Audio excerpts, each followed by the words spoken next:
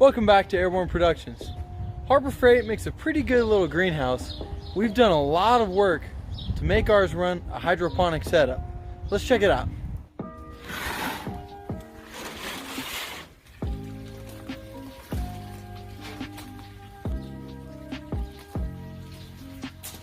So there are many benefits to having a hydroponic setup. It's really clean and organized, and it's also clean on the inside. When you run hydroponics, it really protects your plants and roots from getting all rotted out because the water is continuously running through it.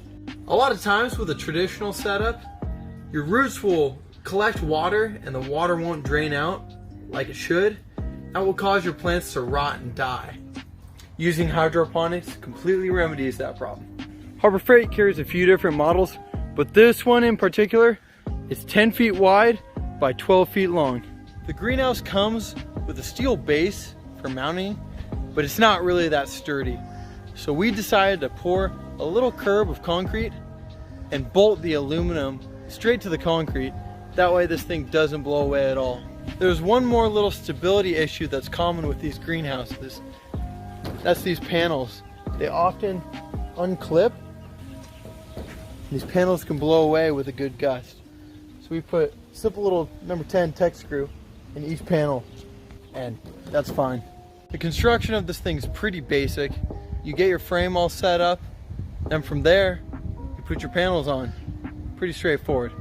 4 roof vents are included, but we added these attachments that open and close based on the temperature outside. Right now they are mostly open, but as it cools off at night, these will close up to slightly regulate the temperature inside the greenhouse. We used some simple rock from Home Depot for the flooring.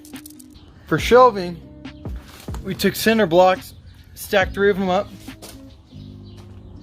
and used some lumber to make a little platform. We did this around the perimeter, and we did one in the middle. For the hydroponics, we simply used some perlite in the middle, which goes all the way down the bucket. We have a line in each bucket that pumps water in. We have this line out, the rubber seal that flows water out, connected to each one. So when you do this, this is pretty high up, the highest point of this PVC pipe, so the water will flow all the way down. Then the lowest point of this PVC pipe is over here. That way all the water flows completely through and dumps back into this tank. We have a float in the rear for water regulation, as well as a pump right here, which goes up into each line for each bucket. The pump is electronically controlled using the simple electronic timer. Every 15 minutes, the water will run for 60 seconds, and then it repeats. And we are feeding our plants these organic nutrients. We mocked up some misters, and we will utilize a timer. Each plant we have is organic.